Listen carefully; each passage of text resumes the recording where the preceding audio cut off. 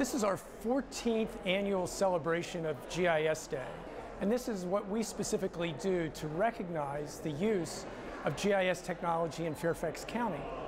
GIS Day is actually a worldwide international event now.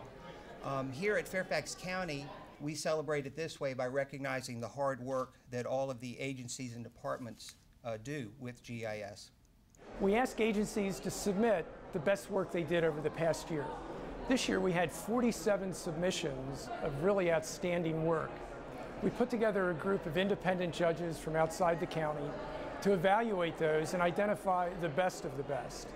So the ceremony we have coming up is awarding those best of the best projects to really recognize and encourage that kind of activity, as well as to celebrate everybody who submitted today.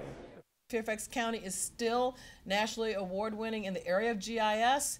In addition to today's event, and some of you are probably aware of this and some of you are not, so at the Commonwealth of Virginia IT Symposium, which occurred in September, GIS did win an acknowledgement for its regional GIS map, where there's a lot of collaboration that's going on between Fairfax County, the 21 localities that comprise the National Capital Region, and of course that also is very assistive in the Northern Virginia's communities' use of GIS and in working with the Commonwealth of Virginia.